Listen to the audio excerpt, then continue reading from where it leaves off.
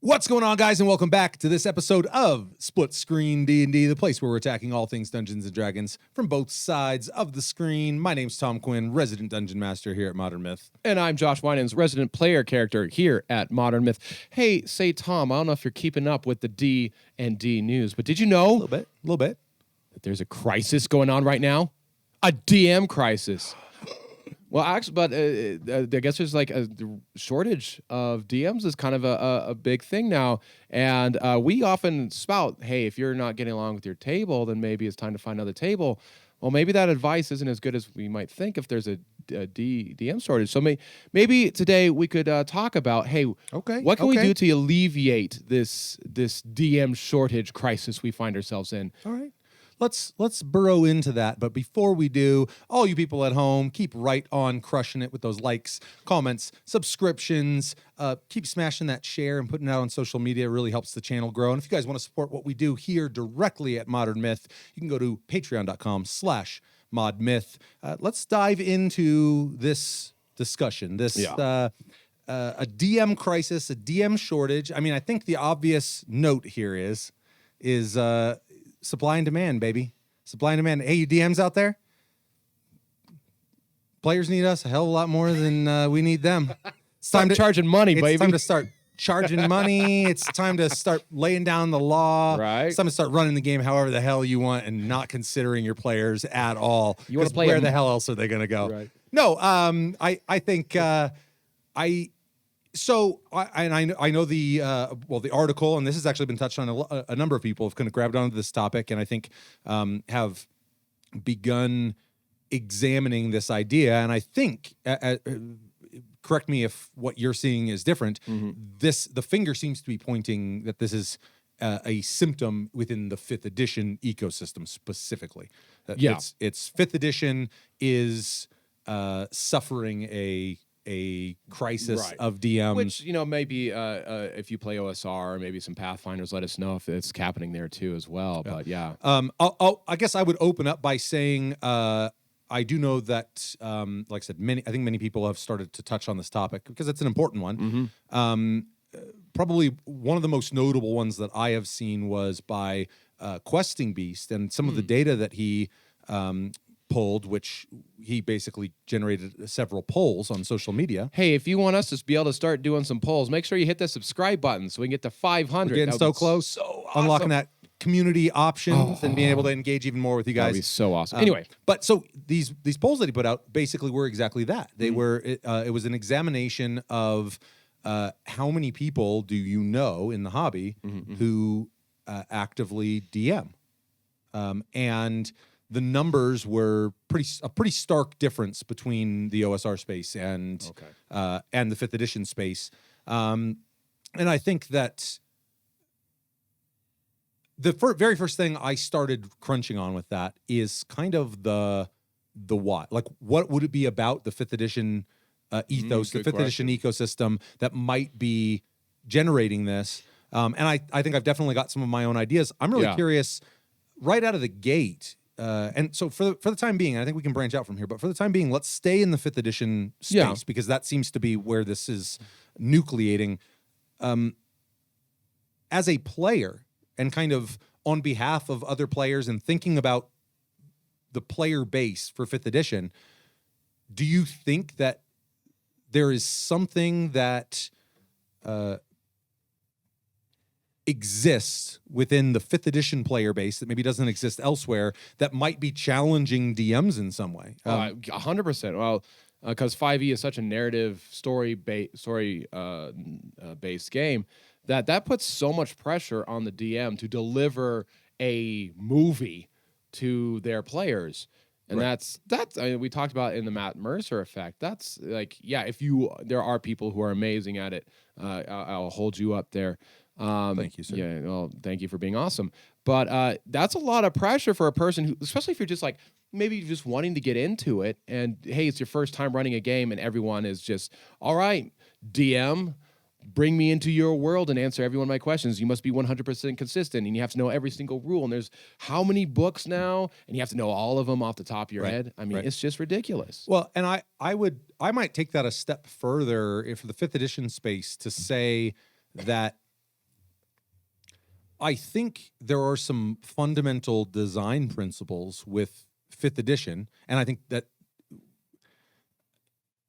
if this argument couldn't be made with the core rule books, I think if you had intimations that WotC was increasingly designing a player-centric experience, I think that's been well confirmed by, and you touched on this, how many books? Yeah. And when WotC sells a player a book with character options, those players want to use them. They paid for those options. Right.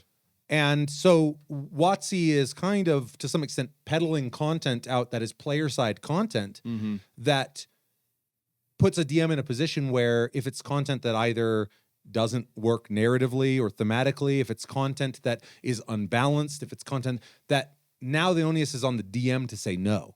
And I think that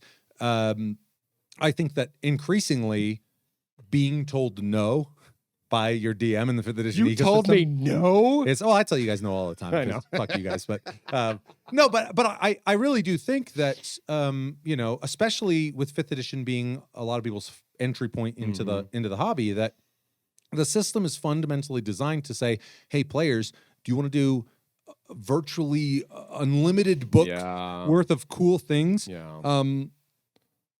Great, go do it. And then you've got a DM who goes like, I really don't want to read up on Tasha's. I don't want to know how this might or might not impact the again, mechanically and from a balance standpoint.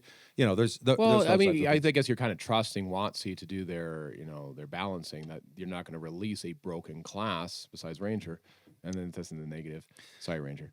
But I think that broadly speaking, and maybe not so much from the balance, but simply more from a fatigue of options. I mean, I know many DMs, not personally, but I mean, in communicating with them on social media and who have echoed the sentiment that part of the reason they left 5th edition, and if you want to talk about a cause and effect, if DMs are leaving that space, is because with every new book that comes out, that DM that's information they need to aggregate into their understanding of the content. Yeah. And you don't suffer that same attrition in, say, the OSR, where you might have here's your classes / races, but as far as they're concerned, classes across the board. Even like take OSE, which is what we were playing, even the advanced version, which has the expanded races and classes and gives you the ability to split race class. The options are minuscule by comparison. And I think there's a lot of DMs that look at that and go, that's DM centric. I don't need to read Tasha's Cauldron to keep being a great DM. I can just be a great DM because this content, the authors have been content to say, go play imagination with this. Like, a good way I guess I could think about this is, have you seen modern Lego playsets? They're freaking ridiculous. They're nuts. One thing, I loved Legos. But here's the thing. I grew up with the core Legos. Your squares, your rectangles. You made your own thing. Yeah. And even as I was growing up, the sets were getting more intricate. Now, it's like the resolution of completing one of these Lego sets isn't even like, you don't see a single peg on it because they've created all these nice flat chamfered edged pieces so that when it's complete, it's like, it just looks like a piece of plastic. It's not, it doesn't look, I mean, you know what I mean? It looks like Lego, but no one could question that when we were kids that we weren't having awesome experiences with a much more basic set of Legos. Right. And we didn't feel at all like we were being constrained by not having the latest and greatest piece, which chamfers those edges off. And, that wasn't even a consideration for us. Yeah. I don't know. It's as a player, I like the options, right? I have a character concept in mind, and I can make that happen using supplemental material. And that is just really, really cool. So I'm But That- I think that's the point. Is you're a player and you love it. Yeah. And WotC has made design decision after design decision saying the players love this.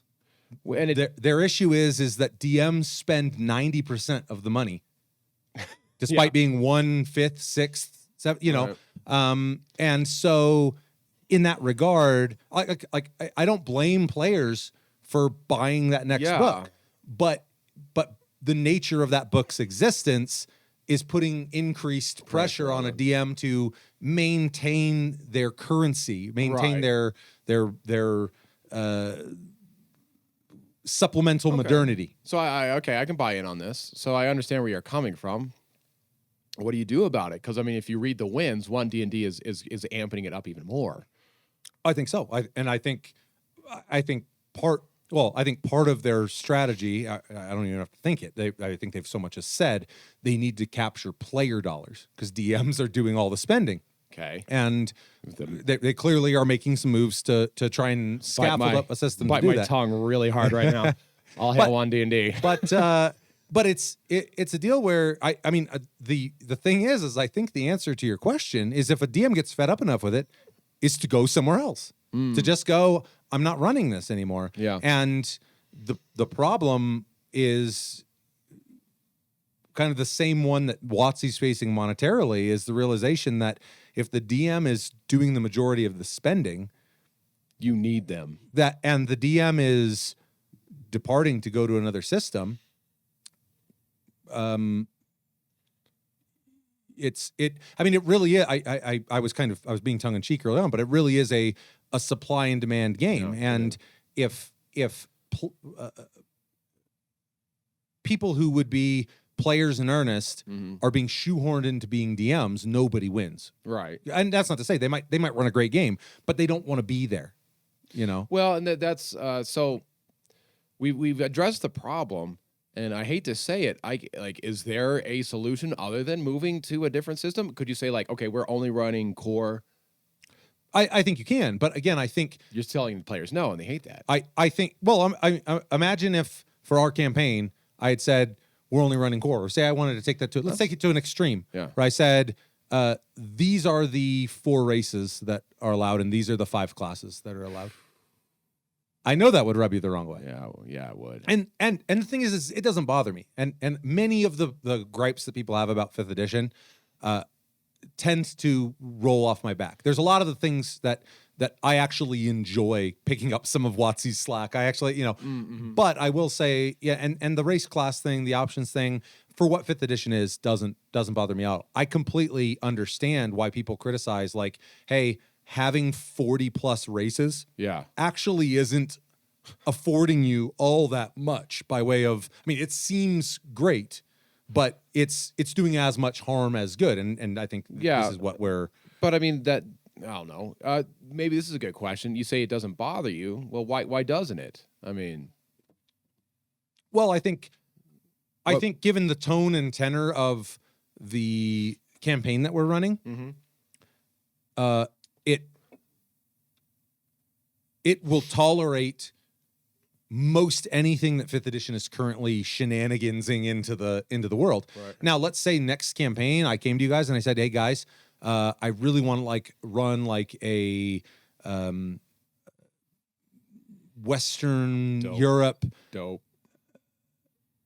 historical Dope. low to no fantasy."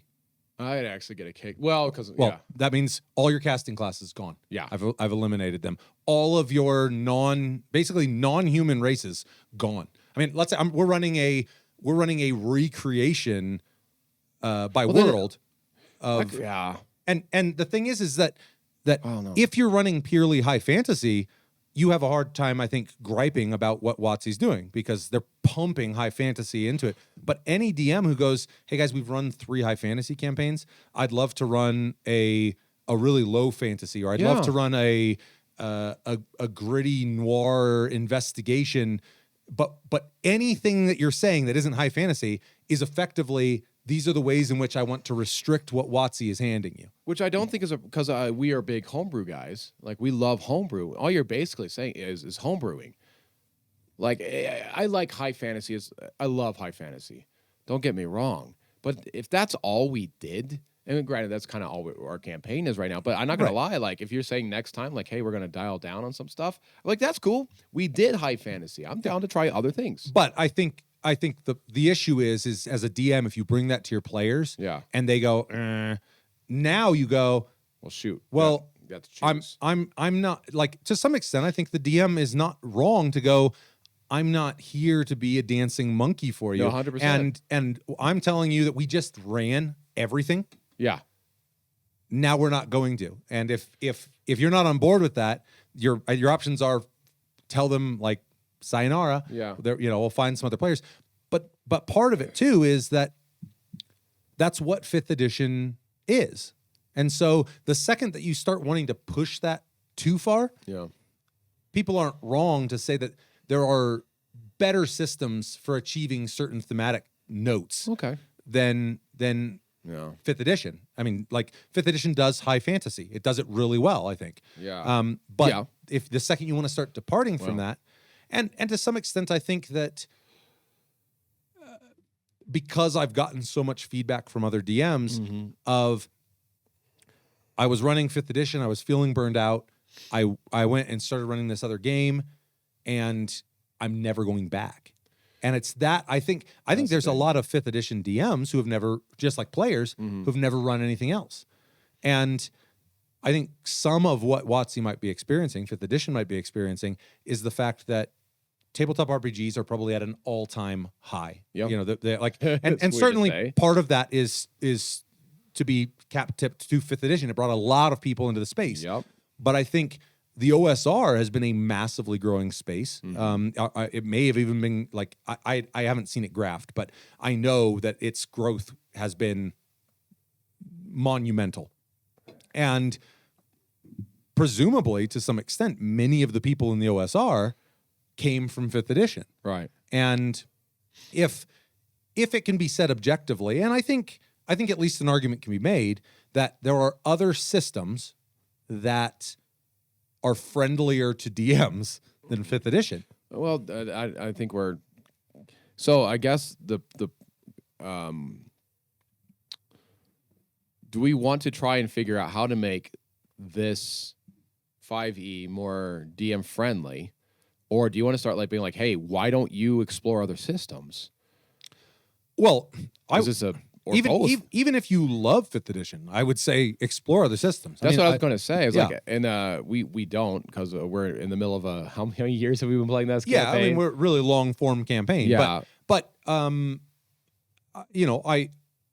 would say that a conversation when this campaign's done would certainly be had amidst our play group about, hey, what are we trying to achieve with the next one, and is 5th edition the right tool to achieve it?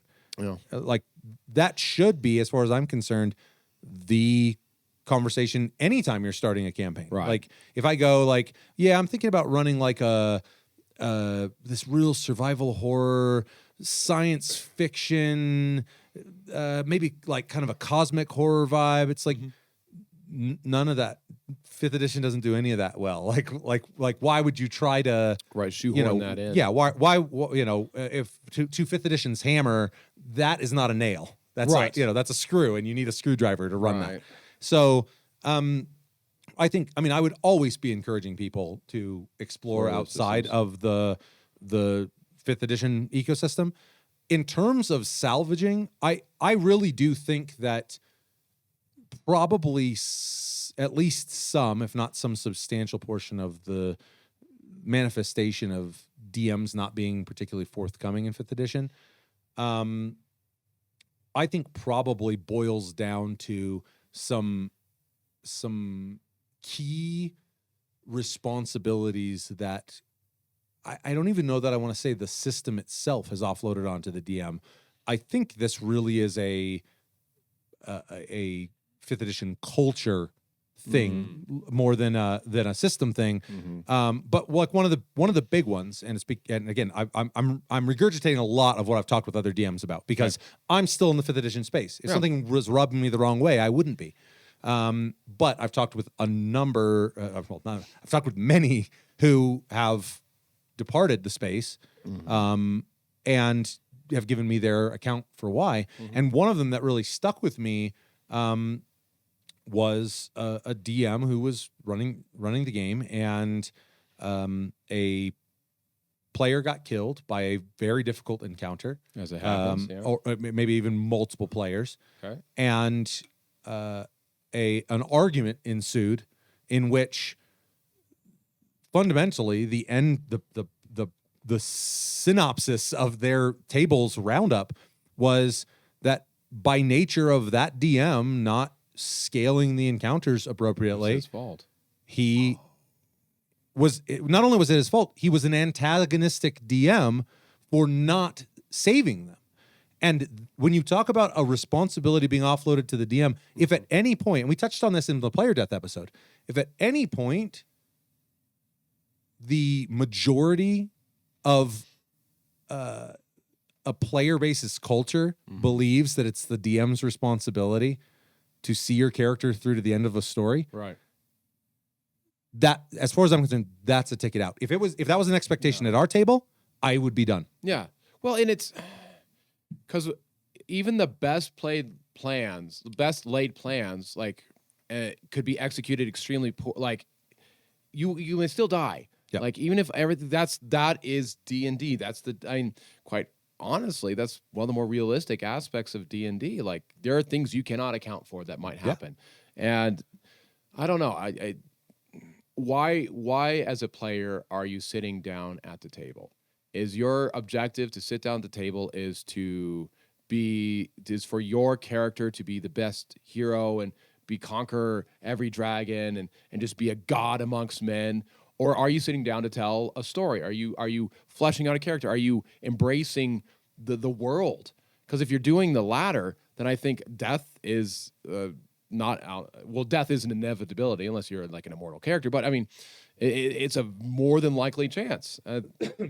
So that really rubs me the wrong way. Yeah, well, but I think now this I don't have any poll data or anything on, but from having spoken with enough, But if we get to 500 subscribers, we have 500. We'll run that exact poll. But I've heard from enough DMs who have basically said, like, I'm done running 5e because anytime one of my players dies, there's an obvious sense that it was my fault. There's an obvious sense that I bear some responsibility in that. And I will say that that's the worst.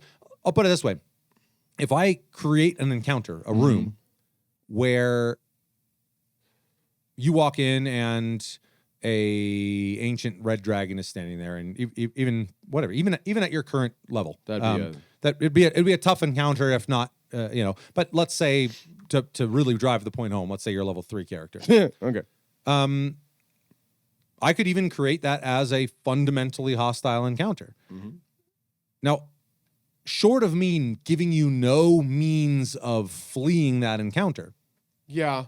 then I have done my job as far as I'm concerned. I can put something in the world that is so beyond you that your job is to acknowledge it's beyond you and fuck with it as little as possible. Right.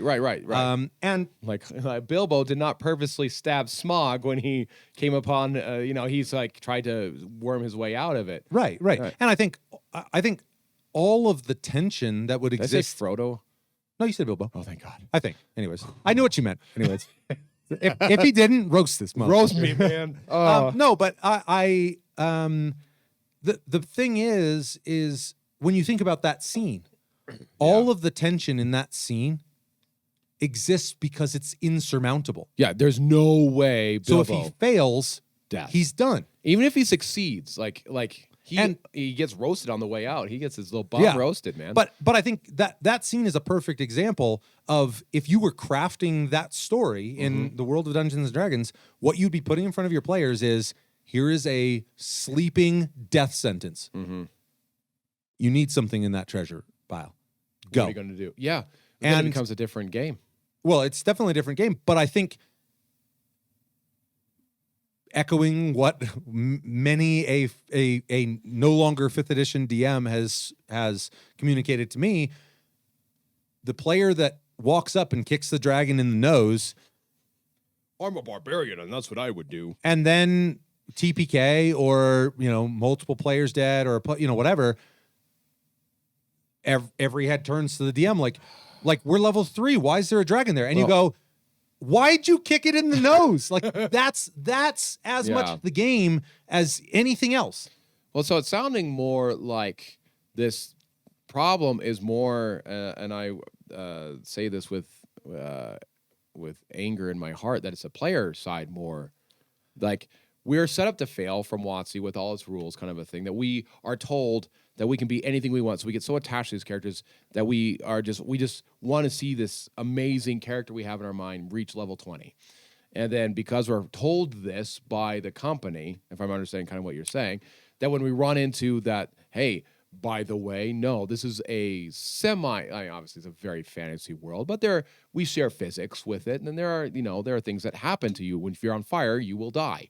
And that not good to be on fire. It's not good to be on fire. So and we because we're told all this, we don't expect that. And then when it happens, we become butthurt. So it sounds like it's mostly the PC side of things. Well, again, at least in that avenue, but I think it's hugely damaging, and it's a clear delineation between old school, where every player sits down knowing that the DM is doing nothing. But there's nothing in the rules that say, maybe it's just actually the rules with death are so loose. Like you can fall 3 times. It's really tough to kill. Like you do have to create an encounter that is deadly. You really have to set out to doing that because like you're talking about, especially with death saving throws and kind of the yo-yoing of which that. I don't like that at all. But a big part of it too, I think, is like I said, I don't think it's as much system reinforced as it is, let's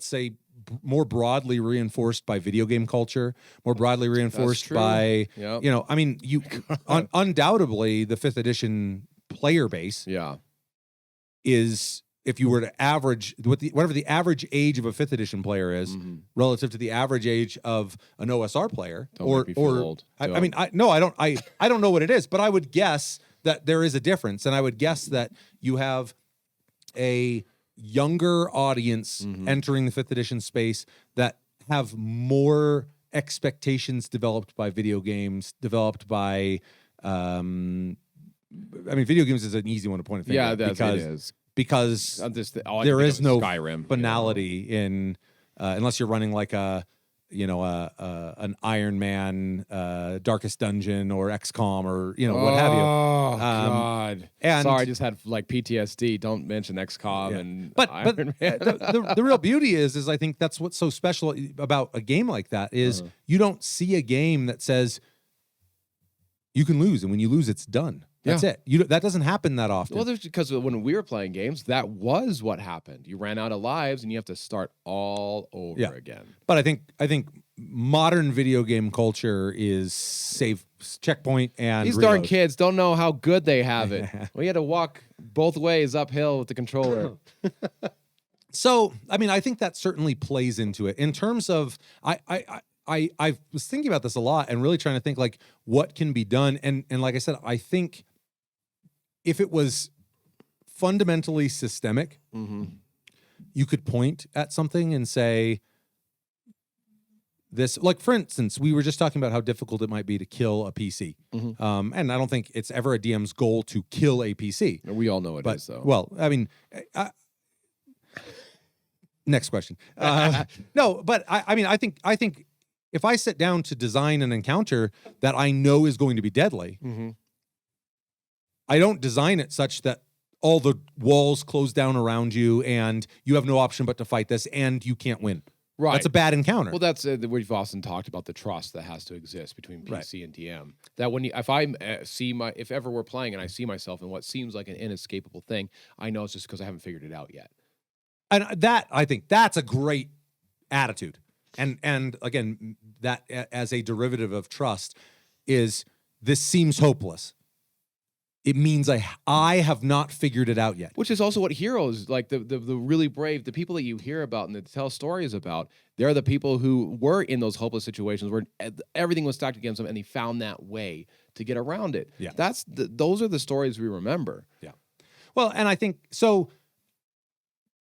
Take for instance what we talked about. Like, well, what is reinforcing this immortal ideology? Yeah. Well, certainly the death saving throws, healing being as prevalent as it is, higher hit points. I mean, there's a bunch of stuff. Right. But the problem is let's say, okay, well, let's get rid of all that. Okay. Now characters are even more mortal. Mm-hmm. And so we haven't addressed the problem being that now they die more easily and they look at their DM going, what the fuck, dude? Yeah. And the crux of that, like I said, when I heard, and now because I've digested many a story from other DMs running through these types of scenarios, one, I was appalled. And I feel very fortunate because our play group, kind of like you talked about, like we've been playing together for a long time. We've got, I think, the building blocks of the understanding down that, but I will say it would probably take one time of me feeling like I had really designed a beautiful, challenging encounter, and it got the best of my players, and they look at me like, "What are you doing, dick?" And I would go like, "What I've been doing for the last however many years, every time, like, cool. You want to take the DM seat? I'll play for a while, and this actually piggybacks really well. And I wanted to float this announcement out because we held off on doing an episode. You in 2023 are going to be doing a little running for us. Yes, I will be traversing the screen, as it were. And so this one of the points that's very pertinent to this episode, I think, is I would almost guarantee that every DM who's ever gotten a look from their players, like, why did I die? Those players have never DM'd. Right. And so again, I know we have a whole other episode where we're going to be talking about the value of sitting in those different seats and crossing the screen. But I think that that's something really important to consider, and it may well be exacerbating the problem because in Questing Beasts poll, it was a deal where it's like the majority of OSR tables, the majority of people sitting at OSR tables have been extensively or still are DMs on top of being players. So they have that understanding. And if you have a player base, I'm including DMs and players in the 5th edition space, where the DMs are already not prevalent and they're dwindling, you end up with an even greater discrepancy between those who understand that when you're sitting in that DM chair, your goal is never to, again, you hear the horror stories. There are DMs out there who are bad DMs, but any DM who's showing up in good faith knows how hard they're working to build something that's challenging, that's not hopeless. And that's one of the biggest asks, I think. That's really cool. That takes a lot of experience to know how to tread that line. Yeah, and especially if you're a new DM, you might falter. And I just thought of this idea. I have like 3 things I want to say. I'll try to get through them. First thing, crush it. How cool is this? I just thought of this idea. If you're having this problem at a table, maybe do some one shots, but do round robin. So you go first, the next person does the next session, then the next person does the next session, but it's continuous. Yeah. So each person gets to continue the story. Well, I was talking about doing that, but the ladies were like, "We're not running. We don't want to run." Fine enough. Second thing is, I do want to make it like we're talking like, oh, players get upset when their characters die. I do want to say like, hey, if Kel, I have total understanding that every time I sit down at the seat, Kel could die. This is my character, but I completely understand that. But if he dies, I will be sad. Oh, no, no. In the moment, I might be like, what the heck, DM? It might felt. And it might take a while for me to be like, okay, this is a game. These are the rules we play by. You knew this going into it. And, this is just the way the dice rolled. So that response, I really wonder because I'm not sure that, and I think it's a artifact of expectation to some extent. I do think 5th edition players come to the table expecting to survive. Yes. I don't think, especially early on, the same can be said of OSR or earlier editions. And I think that's my third point was actually to address that. It was like, hey, when you sit down at the table, have an expectation of this is my game. Hey, we're not playing Skyrim. We're playing Lord of the Rings here. You could be Boromir. You could be dead. Yeah. Like, Which is all, like that's best the other thing stats is ever. it's awesome too. I mean, like if what you're getting out of it is that this character has done something meaningful, whether they die at level 2 or level 20, that's the point. The point is that they spent their time in a meaningful way, Right. and I completely agree. In fact, I take it a step further. You should, I mean, think about what your characters do on a day-to-day basis. You should sit down at the table expecting to die. I know in 5th edition that's rarely that threat is rarely made good on compared to earlier editions. But I think going into, I mean, expectation is a powerful thing. And going into every session going, we just got to the Black Keep. I know this is going to be heavy. I think there's a good chance I could die in this session. And then if you don't, great. You're on to the next. But then, and also if you don't, you enjoy living that much more. Right. Like you revel in that. And it's and I don't think narratively, when you think about the stories that are unfolding, these characters, sure, maybe by 20 when you're effectively a god and probably can't die anyways, but let's be real, 15. We're 15 is when you reach godhood pretty much. Oh, come on, let's be real, 9. About 9. No, but it's just that I think when you get to that, when you sit down at the table, the system does a lot to assure you that you're going to live. And I think you should actually work to put that in your back pocket. And quite frankly, I actually think it's one of the big things that, from the player side, players who prefer old school, they like that they're not having to, that their concern for their character is justified. And because that's a meaningful thing. Having the expectation you're going to die and then live feels a hell of a lot better than having the expectation you're going to live and you die. Yeah, 100%. And that, and if there's anything you could point to systemically from 5th edition, it's that there's very little about the system that reminds players that they're going to die. And they and it's so weird because when you think about what you're doing, like it's insane. Yeah. I think, I mean, that's why it does high fantasy well, because in a low fantasy, in a grittier, grim setting, you need to be reminded that you're mortal regularly. Well, but I mean, even I'm thinking of high fantasy books, like when the Wheel of Time gets pretty high fantasy by the end, like they're still very much wrestling with, I could probably die here. Yeah, but I think that's just a hallmark of good narrative. Right. And I think, I mean, I certainly have said my piece on why I think that's a problem. Like why I think characters not feeling mortal is a problem narratively speaking, because where do you go from? I mean, if from very early on you go like, well, we got this. You took out conflict, Yeah. which is kind of important in storytelling. At least that's what I understand. It can be, So I mean, I feel a little bit bad because we went into this, and I really wish that the biggest thing I can say, and I don't think this is going to be satisfying for me, but it's certainly not going to be satisfying, I think, for 5th edition players, is if I was hypothesizing, if I was postulating what I think could be the biggest change, it would be remove the notion that a DM has any responsibility for, even if that's not entirely true, even if it's like, as a hold in your mind, the DM has zero responsibility for whether or not my character lives or dies. And the argument could be made that they're designing the encounters. If they're designing encounters that are no-win scenarios, I would argue that that's a bad faith engagement. That's not good. Yeah. But I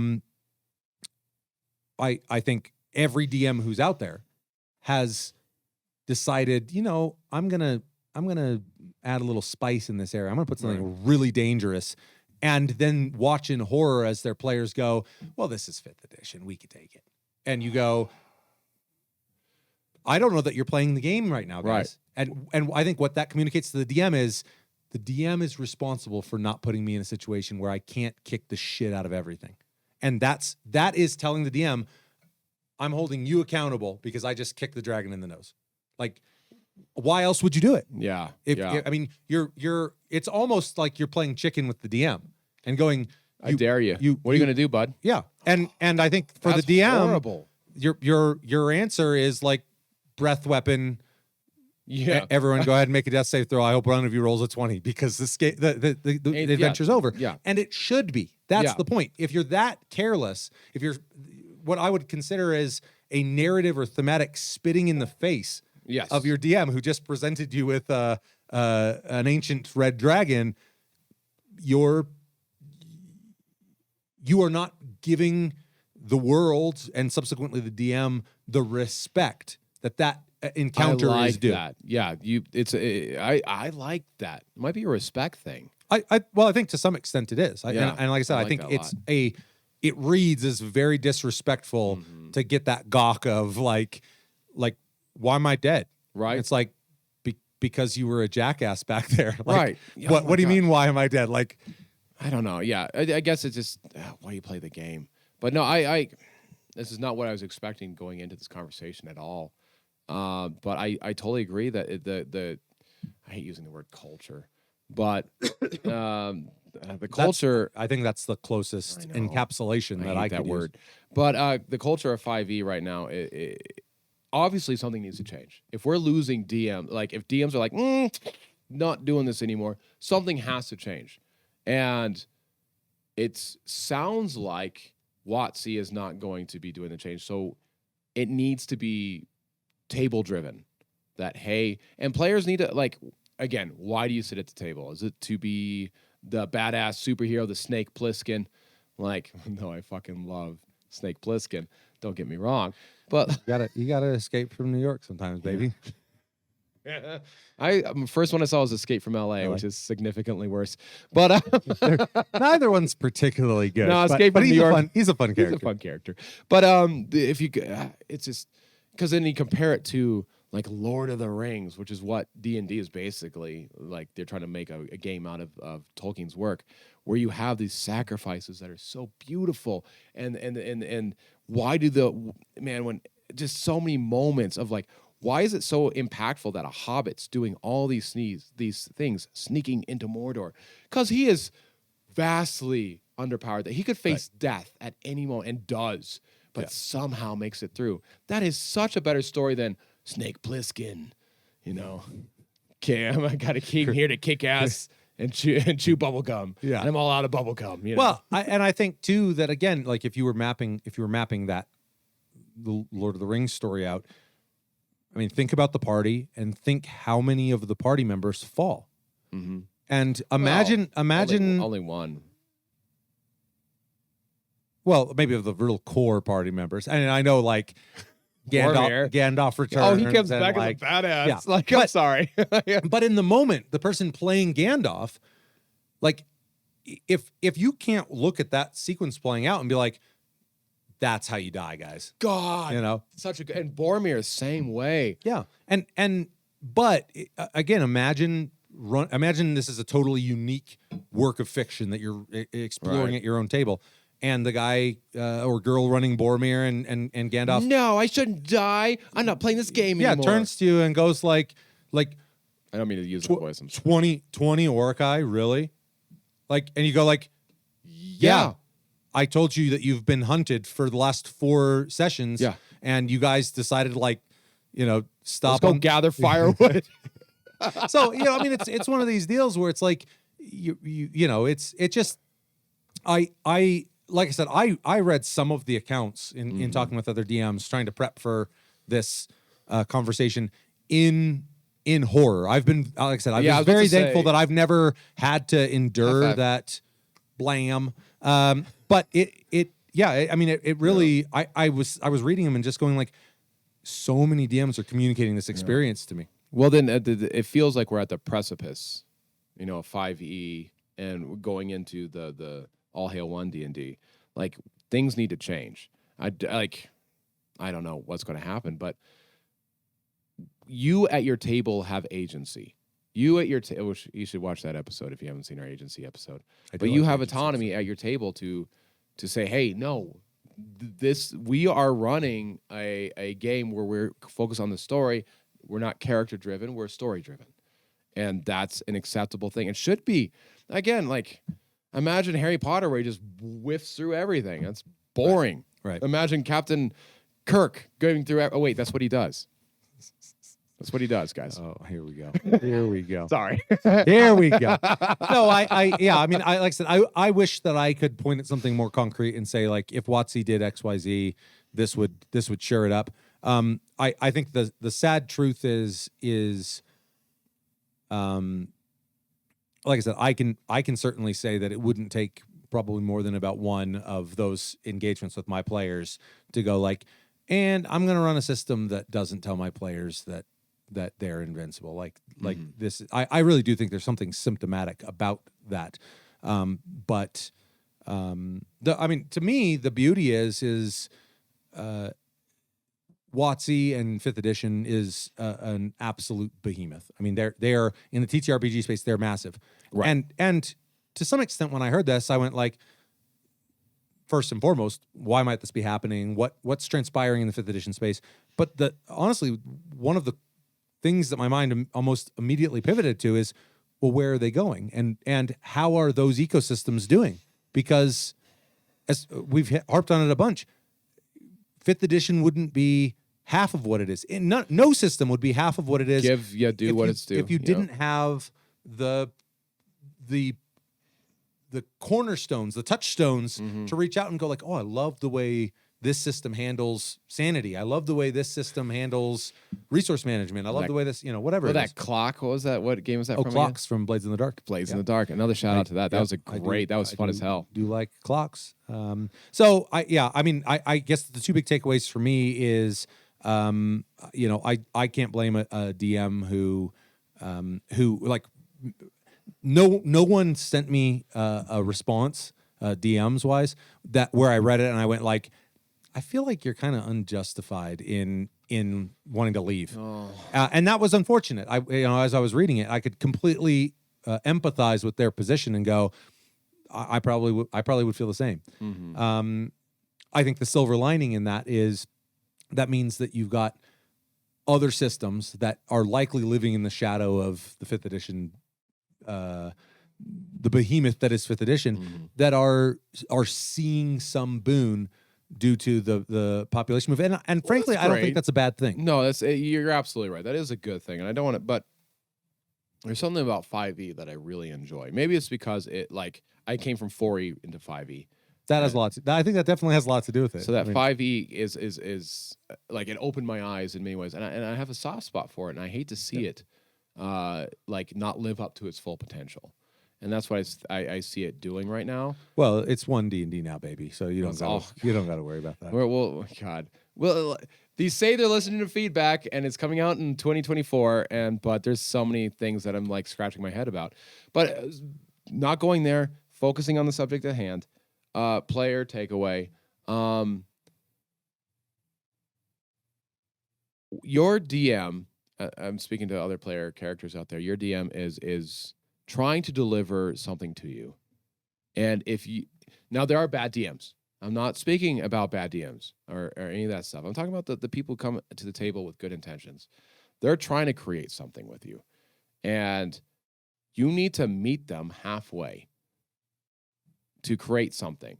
I'm about to be in for it as I cross the screen. Like the amount of time a DM puts into the game, just the thought process alone, let alone writing things out. Even if they're running modules, like that's a lot of work. Right. You still you still have to know the module and inside and out. Yeah. There's so much to go on that you are robbing yourself. That's the thing. You're robbing yourself as a player character if you're saying, no, my character reigns supreme over your world. I trump you, DM. As a PC, I reign over you. No. The world exists over, you are subservient to the DM, and that's not a bad thing. Were you about to say the world is yours? To all the DMs out there?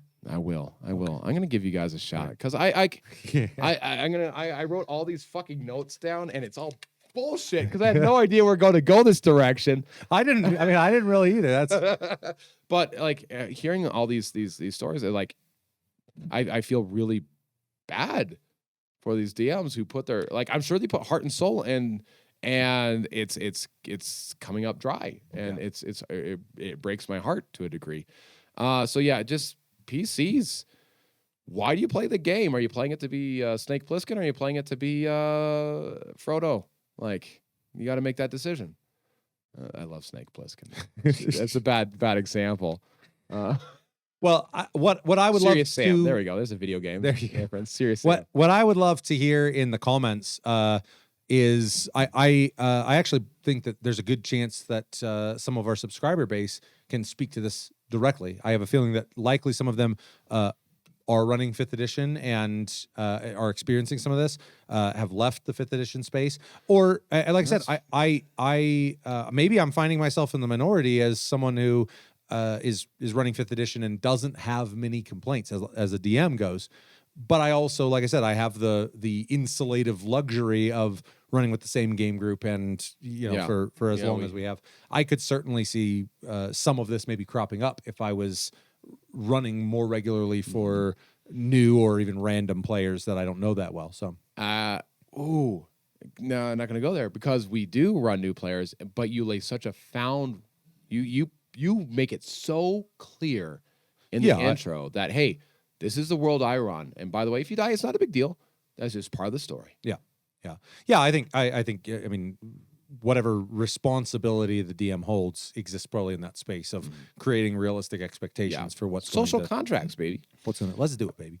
I'd love to hear that, and I would love to hear from players, especially those 5th edition players out there.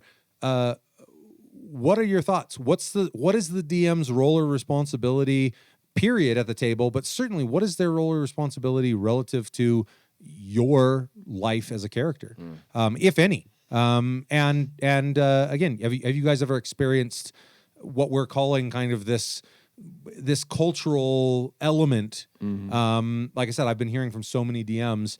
I'd love to hear from the player side if anyone's ever experienced this, or if there's someone brave and honest out there who might be able to go like, yeah, I remember I really laid into my. Well, we learn from each other's mistakes. Yep. There's nothing wrong with making a mistake. That's part of life. It's part of growing up. I want to take this one out, if you don't mind. Take it on out, man. I feel you should. I don't know what you're about to say, but I should. DMs, as a player character, thank you for what you do. You really do make an amazing world. You make amazing stories for us players. And if you are a DM who've gotten a little shafted, I'm really sorry. I hope that whatever system you find the table that you can tell your stories and have a universally good time. And you know what, DMs, this is to you. The world is yours.